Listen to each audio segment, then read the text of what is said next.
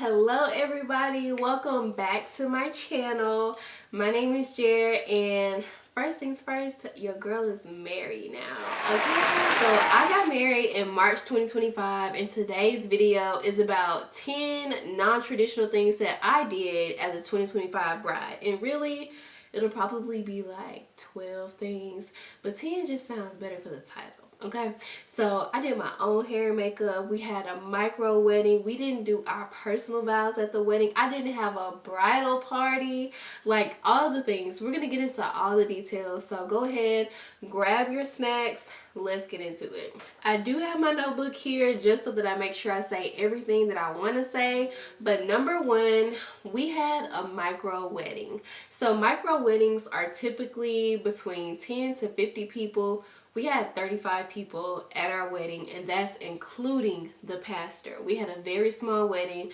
We wanted to have an intimate celebration with the people that we were truly close to, people that we talk to on a regular basis, people that have been there for us, that really know us. My husband invited 20 people. My husband invited 20 people. I invited 20 people. And most of the people that we invited came. I feel like it just made it so special. I decided, like, I have a huge family, okay? My mom has 11 biological brothers and sisters. I know that I could have easily invited 200 people and at least 150 of them would have came. Like, I know that I could have invited so many people, but I wanted to invite the people that were close to me, which means that there were a lot of family members that I didn't invite. Most people were very understanding. They understood that we were trying to save money, that we wanted a small, intimate wedding. They were understanding. Some people that weren't invited still gave gifts. Like, that in itself was a blessing. But there were some people that didn't understand, and it is what it is. So if you do decide to have a small wedding, just know that you're most likely going to get some type of backlash. But at the end of the day, it's about what you and your partner want. So make sure that that's in the forefront of your mind when you're making those decisions. And don't let people make you feel bad about doing things the way that you want to do things, okay? I have no regrets from having a micro wedding. It's very much on brand for me. We saved so much money because the more people that are there, the more money it costs for the wedding. I want to do a part 2 about how we were able to save so much money for our wedding, but that's another video for another day. So number one, we had a small micro wedding. Because we had such a small wedding, we also had a short ceremony. I kid you not. Our ceremony was only like 15 minutes long because I think it was maybe like when we were taking pictures with the photographer, I asked somebody what time it was, and it was literally 20 minutes after the wedding had started. So we were not playing. I knew that I didn't want to have a super long wedding. I wanted to get right into it. That's exactly what we did. I know people mean well when they say things like, oh, like the first year of marriage is hard, or something's gonna go wrong on your wedding day, but it's okay. There are so many people that told me that. Oh my goodness. It was like whenever I told someone that I was getting married, like they were like, oh, well, don't stress out about your big day. Something's gonna go wrong, but it's gonna be okay. Like, even people that I never met before. And one thing about me, if you tell me something negative, I'm gonna say for you. I'm not gonna say it out loud, but I'm gonna say it in my mind. So if somebody says, oh, like the first year of marriage is gonna be so hard, I say to myself, for you. Your first year of marriage was hard. My first year of marriage is going to be amazing, and every year after that. If somebody says like, oh, like something's going to go wrong on your wedding day, I just tell myself, for you, something went wrong on your wedding day. My wedding day is going to be amazing. So every time someone said that to me, I would just affirm myself and be like, my wedding day is going to be amazing. Everything's going to go the way that I prayed, I planned. That was my prayer. God, please let everything go the way that we see it in our minds, the way that we want it to go. Let everyone make it there safely and make it back to their home safely. Like, I was praying all that. But I digress. If something were to go wrong, it's like, what can I do about it? The only thing I think that maybe caused problems was our aisle runner. It kept like coming up, but I didn't know about that, and honestly I didn't care. So if they would have just took the hour runner out of the equation, like, it's not gonna be the end of the day. Like, this is a 30-minute ceremony, or this is a 15-minute ceremony. I'm not gonna stress myself out, so it is what it is. I will say though, it was stressful like 2 weeks before the wedding, but other than that, it was a stress-free process. Everything was coming together. Number 3, speaking of the wedding, we did not do our personal vows at the wedding, like during the ceremony. We did our personal vows the night before because we also did not have a rehearsal dinner. So we decided that we wanted to get all dressed up and go to this really nice Italian restaurant that we've been to once before. And it's so funny because when we went there before, it was a year almost to the date. It was that same weekend a year before that we went to that restaurant. This is really amazing Italian restaurant. So we went there. We had a great time. After we had dinner, we went and we exchanged our personal vows. And it was such a powerful, special, intimate moment. Your girl was crying. Y'all already know. I was crying. Like, it was such a beautiful moment. And I think that we had kind of gotten our heads a little bit about, okay, like, how long do the vows need to be? And I know I was like, I really want to say this, but I don't want to say this in front of everybody, but I want to say it to you. And so, like, just being vulnerable. And so we decided that we were going to do our personal vows together the night before the wedding. It was really special. We prayed together, we took communion together, and we also exchanged gifts with one another. I think this may be my favorite part of the wedding weekend. Well, I think that this may be one of my favorite parts of the wedding weekend. It was just so special. So we exchanged meaningful gifts. We didn't want to do anything like monetary, like we didn't want to do anything materialistic, but we wanted to do something that was special. So we had so many conversations about how, oh, like, I asked God for this and you are this person, like how our prayers specifically align with the other person. So, and how we had like trusted God. And it's so funny how our timelines worked out, but that's another video for another day. But anyway, so he got me, so there's this faith-based jewelry store that I love, and he went and got me, he picked it out all by himself. He went and got me this gold necklace that says pray, wait, trust, because it just reminds us of the journey that we took to get here and how long we prayed for this, and we were trusting God for this, that this would happen. We were trusting that one day we would be married to this person of our dreams, and it finally happened. So I thought that was so meaningful. I wear it not every day, but almost every day. For him, back in 2021, I got like this leather journal, and I was like, you know what? I'm gonna write prayers for my future husband. I'm gonna write letters to my future husband, which I had written letters before to this future husband, but I wanted to give this, for me, it was an act of faith, and I wanted to give this journal of prayers and letters to my future husband on our wedding day. So that was my intent back in 2021, a year before I ever met him. And so I gave that to him as his wedding gift, and it was just filled with like prayers and letters and just telling him about different things that were going on in my life.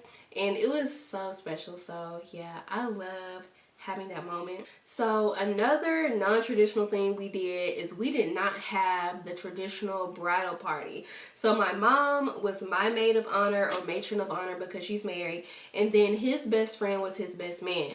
I did not want to have my friends spending a whole lot of money on dresses, shoes, hairstyles, makeup, and all this extra stuff that was only for one day. And also, if you've ever been a bridesmaid, you know it can be very stressful. So I wanted to honor my friends in a different way. I didn't want them to be stressed out. I didn't want them to feel like they were servants to me, but I wanted to include my friends in special ways. So one of my friends did the speech at the reception, and then two of my friends, they organized my bridal shower, my bridal brunch, and they also were the greeters, and they were helping with the welcome table, and they also decorated. So they had a lot of jobs that they did, but according to them, they had so much fun doing it, and I'm so appreciative for all of my friends that were pitching in and helping. Two of my friends also got ready with me, and I completely forgot to ask one of my friends, girl, if you see this, I am so sorry. I completely forgot to ask one of my friends to come get ready with me, and then another one of my friends, she was going to come get ready with me, but by the time she arrived at the venue, I had already given my cousin my phone, and I had no clue that she was texting me, y'all. I still feel kind of bad about that because I feel like I didn't get to see her enough. If you're watching this, girl, I'm sorry. There's so much going on. So I love the way that we did that because I feel like it made it even more intimate, and I got to honor my friends in a special and creative way. Like, our welcome table was a completely different setup. We didn't have like the normal guest book that you sign because, in all honesty, I just can't see us going back and looking at people's signatures. Like, anyway, so we did something a little bit different. Our last name starts with S. So we had people sign this letter S. It has our names on it, our wedding date on it, and we would love to just hang this up in our home. And I thought that would be so meaningful and so special, as opposed to like a book that we're gonna stick in the corner and never open. And then we had, so one of my best friends has like an instant camera. And so as people were coming in, they were taking photos of people, and they hung them on this little board, and I thought that was so cute and just a special way to remember the day. So we did little creative things like that. And also my friends, so for my bridal brunch, we did not have like a traditional bridal shower where there's like 50 people there. I had my 3 closest friends there, and let me tell you, I could not have dreamed of a more special day. Like, oh my goodness, I felt so special, and it was so good to just laugh and kick it with my girls. So it's me and 3 of my closest friends. My mom made us a breakfast casserole. She dropped it off before the shower, and then we had mimosas, we had like a photo wall, we had dessert, and then we had like these clear tumblers that I got from Amazon. We decorated those, we painted those, we had stickers, we played games. It was so fun. The playlist was lit because one thing about me, I'm gonna have a good playlist, okay? So it was such a good time. I loved it. It was so intimate. I know sometimes people go like all out for their bridal showers, but I really just wanted it to be intimate with my closest friends. I know so many people, again, like I could have invited so many people, but I wanted to be with my girls. Another thing is we did not book the photographers and videographers for the ceremony and the reception. One, because we were going, really not we, it was me going back and forth on whether or not I wanted to have a reception. And because again, I just want to get married, okay? I just want to get married in a beautiful venue, and then, you know, go on a honeymoon, save for a new home together. So we wanted to save money, and we decided to only have the photographer and videographer at the actual ceremony. And because we had such a small wedding and it was so intimate, we were able to take photos with every person there. And so that was really cool. Usually you're not able to do that. Usually you just have to find the bride and groom when you can at the reception and take a photo with them there. But we were able to get professional photos with everyone that was at the wedding, all of our family and friends. I love that. We had maybe 2 disposable cameras at the ceremony, and then we had like 6 disposable cameras at the reception. So everyone was able to take turns using disposable cameras. I love disposable cameras. I still use them, but I feel like they're just classic. Like, they're nostalgic, they're fun. Y'all, so my camera died in the middle of my sentence, which was kind of rude, but I have to get this video recorded today because I have such a busy week. We used disposable cameras at the wedding ceremony and the reception, and I think it was just really fun. It was really cool. I can't wait to see how those turned out. Next, we did not use any real flowers, okay? So I know that some people prefer to use real flowers, but real flowers are expensive. And we got married in a garden, so I really didn't feel the need to have real flowers. We just decorated in other ways because we were surrounded by so much greenery. Even with my bouquet, I use artificial flowers, but I also, let me show you my bouquet. Okay, so this was my bouquet, and I just feel like it was so unique, and I wanted something different. I didn't want something that looked basic. I didn't just want roses. I wanted something that was really like speaking to my vibe, my personality, something that was me, something that represented me and my uniqueness. So I thought those were so pretty. I'm glad that I decided to do those instead of spending thousands and thousands and thousands of dollars on flowers. People literally spend thousands of dollars on flowers for one day. And I'm like, why am I gonna pay thousands of dollars for flowers when God made them for free outside? No, thank you. Hard pass. Another way we saved money, and again, I want to do a separate video, we did not have like the traditional couples cake or the cake cutting ceremony at the reception. Listen, I was ready to dance. I was like, we're not doing all that. I'm gonna be ready to eat because I know I'm gonna be hungry. I'm gonna be ready to dance, and then I'm gonna be ready to leave. So we did not do like the cake cutting ceremony and all of that, you know. I just feel like that's like extra, like why are we doing that? So we actually had a personal cake. So we had a personal cake made. It was actually from Publix. So we had a personal 9-inch round cake made. Y'all, that cake was so good. And it, oh my gosh, like it was so good. And it had like the filling on the inside. So in every bite, it was, oh my goodness. Publix has never missed. Publix has never missed, okay?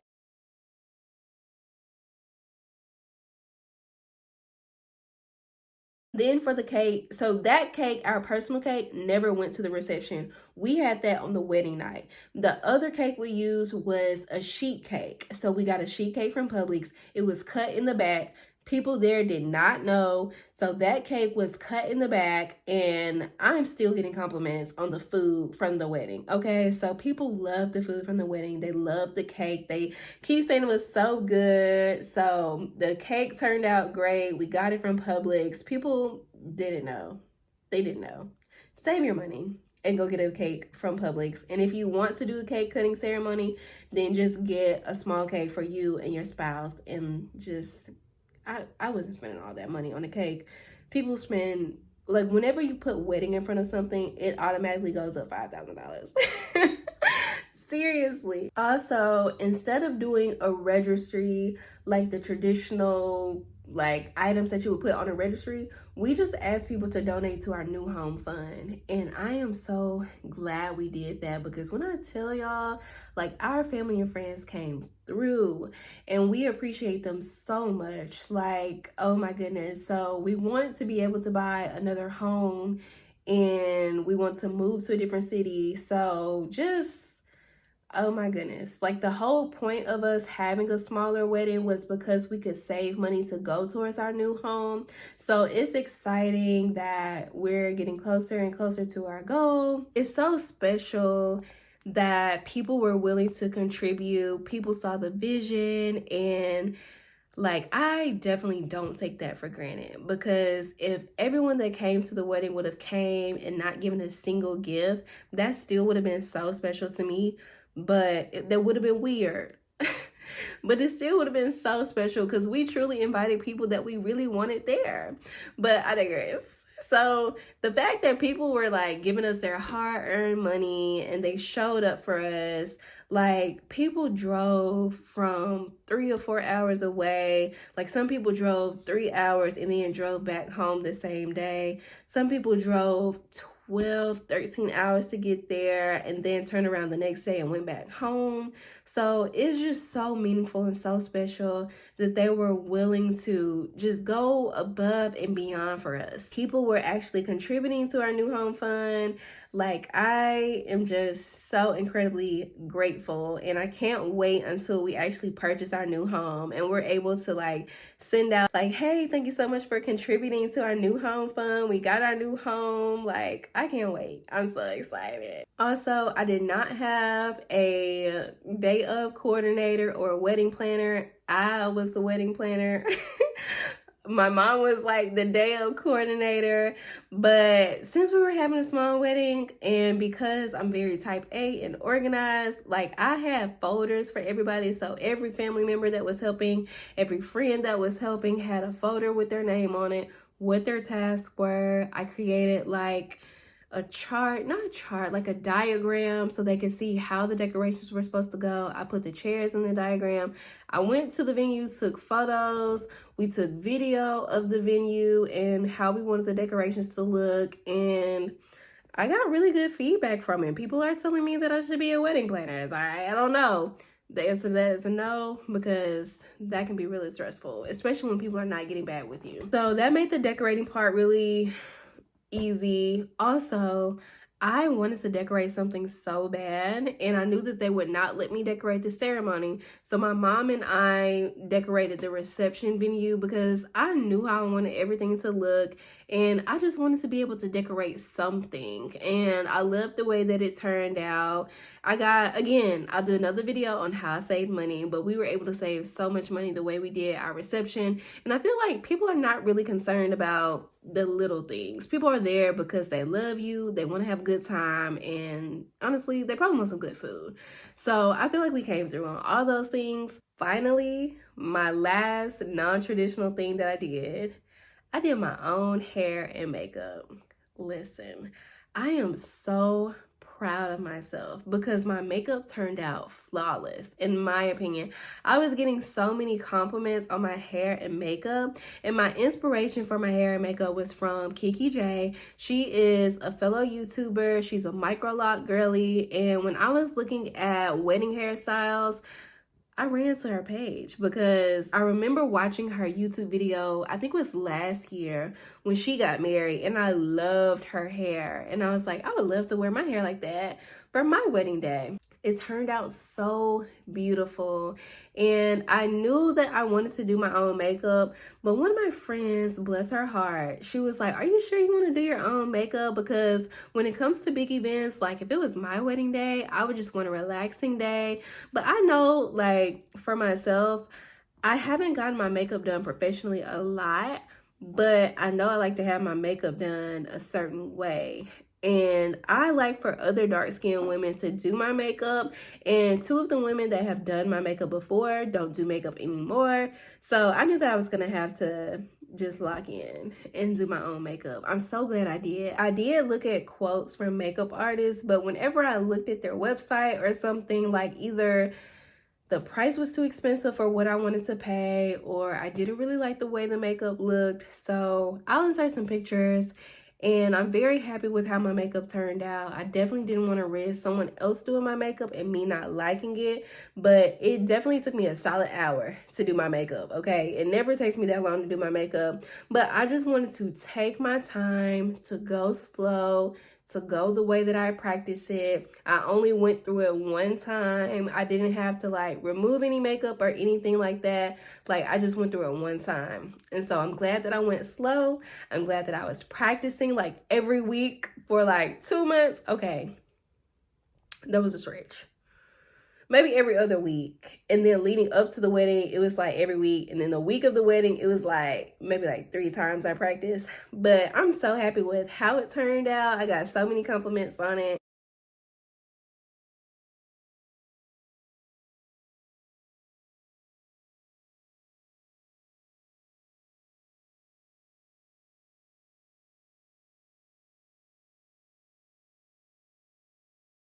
But yes, you've made it to the end of this video. If you are a 2025 bride, girl, what is something non-traditional that you're doing? Or if you've been married before, what is something that's non-traditional that you did? So make sure that you comment below. Thank you so much for watching this video. Thank you for making it to the end of this video. Please give this video a thumbs up. Make sure that you subscribe, and I'll see y'all next time. Bye.